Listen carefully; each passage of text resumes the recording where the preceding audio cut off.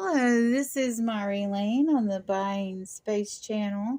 Today I am reading from the book of Psalms, or Psalm, the book of Psalm, that is full of psalms, which are songs. And today I'm going to talk a little bit about King David. Now, King David, by many, was considered the first king, but he was not the first king. King Saul was the first king of the Jews. And King Saul had many, many enemies, and he was thought to not have followed the will of God all that well. So the prophet Samuel went to the family of Jesse, and Jesse had 7 sons, and he brought the oldest 6 before Samuel, because Samuel was looking for the next king. And Jesse, let's just say he had a family that was the closest thing you could get to a royal bloodline in the Hebrew culture at that time. So that's why Samuel went to Jesse. And he looked at his 6 oldest sons and said, "Do you have another son?" So he said, "Yes, there's little David. He's out in the fields watching the sheep." And he says, "I want to see David." So David was the youngest kid in the family, and they put him out with the sheep, and he would learn to play music. And so he was a musician. That was a big part of who he was. And that's why we have this wonderful book of Psalms. So David was brought in before Samuel, and he was anointed to be the next king. And there was already a king on the throne. So later on, King Saul was having problems. Maybe he was having problems sleeping. So he wanted a musician to come in and play music to him. Well, David's reputation as a musician and a shepherd had already been built up, and he was already well known as a good musician. So they had David come in and play music to Saul to help him relax and sleep. And so he learned about the court, and he had slayed a lion. And then later, because he had slayed the lion, he slayed Goliath, the big bad Philistine. So it was natural that since he was already at court, he became a warrior too. And he became such a good warrior and was so good in battle that people praised him or started praising him. There was a song made about David because he was becoming legendary, where he was killing tens of thousands of enemy soldiers, and they were talking about Saul only killing thousands, not tens of thousands. So Saul became jealous of David, and so David was exiled. Some people say it was 7 years, some people say it was 8. And there were people that followed David because he was a good warrior. He was a musician. He was good looking. He was charming. They knew that Samuel had picked him to be the next king. So he lived in exile. While he lived in exile, he wrote songs. There's at least 4, some people think many more, psalms that are David's. This is one of them that I'm on today, Psalm 133. And this is a song of ascent. I'll explain that in a minute. How good and pleasant it is when God's people live together in unity. It's like precious oil poured on the head, running down on the beard. running down on Aaron's beard, down to the color of his robe. And it is the dew of Hermon, where falling on Mount Zion. For the Lord bestows his blessing, even life evermore. Now, the oil that they're talking about here is precious oil that was made for the tabernacle and then the temple. It's in Exodus 39, exactly all the wonderful ingredients that are in this oil. And I've just read that in my series on Exodus.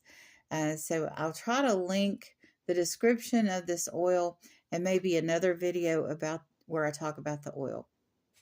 I've gone on about that quite a bit. But here David is just shouting out what blessing it is to have unity. And it's like this wonderful oil running down Aaron's beard. Now, who is Aaron? Aaron was the high priest of Israel. He was Moses' brother, and he was the first high priest that was of the nation of Israel. Now, before this, the Hebrews were a nomadic tribe. After they went to Egypt, they populated to such numbers that they were a nation, even though at first, when they left Egypt, they didn't have their own land. God had promised Abraham this land, and they had to go back and fight for it and reclaim it to get the covenant of Abraham. And Aaron, being Moses' brother, he was the leader of the Levites, the tribe of Levi, and they were appointed to be the priests that made the sacrifices in the temple, and before that, in the tabernacle. In Aaron's day, they just had a tabernacle. But I wanted to talk about, why is David going on about unity here? I told you before that King Saul was king when David was anointed. He went to the court. He was a successful soldier. He helped the king sleep. He became favored. He became friends with Jonathan, the king's son, who defended him on several occasions. But eventually, Saul became so jealous that he sent David away. And there was civil unrest because some people followed David from the very beginning, from his exile. And the number of people that followed him increased over the years. And it became a civil war situation. And one of the things that David done is, after he was exiled, he went and to a priest, and he got the sword of the Goliath. Now, he had defeated Goliath in battle when he was like 14, 15 years old. So it was appropriate that he have the sword of Goliath. But also, the priest allowed him to eat the showbread, him and his friends, because they were hungry. And so King Saul ended up killing that priest and a bunch of priests involved in that whole thing. He killed them. He killed Levites, the priests. So he didn't have a lot of respect for the tabernacle. So here David becomes king over Israel. So what happened was, eventually Saul's own generals became loyal to David, and his whole kingdom just collapsed, and he committed suicide in shame. And then everyone looked to David for leadership after that. So there were 10 tribes that had been loyal to Saul, who then looked to David for leadership. And the 2 tribes, Judea and Benjamin, had become loyal to David after he was kicked out by King Saul, gradually over those 7 and 8 years. So now we're back to what happened at the end. Why is David talking about this unity? This is 2 Samuel 5, starting in verse 1. All the tribes of Israel came to David at Hebron and said, "We are your own flesh and blood. In the past, while Saul was king over us, you were the one who led Israel on the military campaigns. And the Lord said to you, 'Will you shepherd my people Israel? Will you become their ruler?' When all the elders of Israel had come to King David at Hebron, the king made a covenant with them at Hebron before the Lord, and they anointed King David over Israel. David was 30 years old when he became a king, and he reigned for 40 years in Hebron. He reigned over Judea even 7 years and 6 months, and in Jerusalem he reigned over all Israel and Judah 33 years. So he reigned for 40 years, 7 in Hebron, which is the 2 tribes, and then 33 years with all the tribes united behind him, and Israel was a nation. And after that, during those 33 years, the first thing he did was he took Jerusalem. He conquered Jerusalem. And it goes on. And just, he brought the Ark of the Covenant back to Jerusalem. And while he was doing that, one of the men that was carrying the Ark touched it to keep it from falling, and he died. And David left the ark there for 3 months, and those people where the ark was, they prospered. And David saw that, and he knew, he hated that this person had died by touching the ark, but he went back and got the ark and brought it into Jerusalem. And he wanted to build a temple, a house to God. Because up to that point, they had the tabernacle, which is a tent.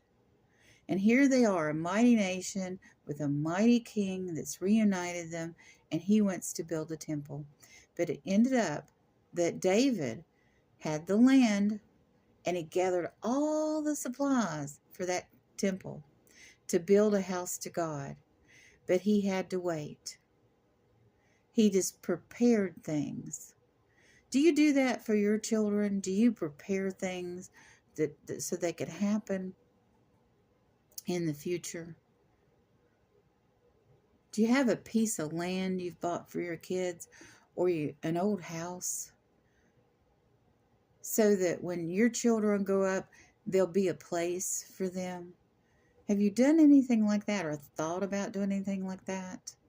Or maybe you're living on generational property that your father or grandfather bought. He prepared. The family prepared for the future. His family, he was building a dynasty, and God had promised him that his line would rule over Israel. And Jesus Christ was descended of David. He was of the house of David. And God fulfilled that promise in ways that David couldn't even have imagined. Solomon couldn't even have imagined. And Solomon, King David's son, went on to build that temple because they had prepared to make a house for God, not just a tent. The tabernacle absolutely should be respected. all the contents, all the rituals should have been respected. King Saul didn't do that. King David did, and he restored the Ark of the Covenant to Jerusalem. And he prepared to make that tabernacle a temple. I want you all to think about what things have gone wrong in your family, in your life, that need to be restored. King David was so joyous when he brought the Ark of the Covenant to Jerusalem that he was dancing half naked in front of that ark. Now I told you in the beginning, David was a musician. He was a shepherd, and then he was a musician. And being a shepherd of those sheep prepared him to be a leader. It gave him compassion. You know, he knew about having to go find that one sheep and leaving the other sheep.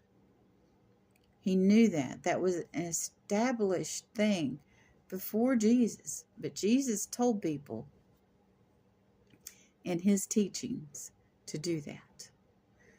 To keep your flock together and go get that one sheep that's strayed off and leave the others for a while and then go get that one.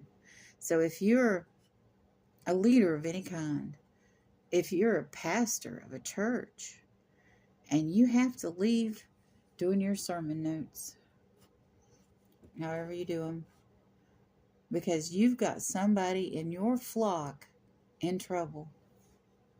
That's what Jesus would have done. That's what David would have done. They were leaders. But he got in political trouble because he was dancing and so joyous. And he told his, I'll say it, Karen of the day, you know, if I want to dance and sing and be, you know, I guess frivolous is the word. He didn't use that word. He didn't even speak English. But he told her, you know, I'm going to do it because I am praising God and I am the king. So David remained that musician his entire life. And we are blessed today for it because we have the wonderful things that David did here and in the Bible. And we have the horrible things he did too. He was a very human king. And I'm not going to go into the things he did that was bad, but there were some very bad things that happened because of certain things. Well, no, I'm not going to go into it. Maybe that'll be another Bible study, another day. But he was joyous. He was happy. He created these songs and he taught other people music and how to create these psalms, and we had them today. Now earlier I told you about Psalm 133 and that it was written by David. Not all the psalms were written by David, and this talks about unity, and this is probably written close to or after he was crowned king, after King Saul had passed away and he took over, and all those people that were under King Saul turned to David. This was written after that. Now, this is a song of ascent. This is one of the 15 psalms written for people to sing when they're traveling to Jerusalem to go to the 3 festivals every year. Of course, there were more festivals than that one, but the 3 main festivals that they had every year, that everybody came to Jerusalem. Everybody came to the temple that Solomon had built. And then after that one was destroy the one Herod had built, ironically. But they sang these songs. And they're probably Hebrews and people in Israel that sing these songs still. But can you imagine them remembering the reign of King David and how wonderful he was in singing this psalm of unity? Look for unity with your Christians, brothers and sisters, and have a wonderful and blessed day.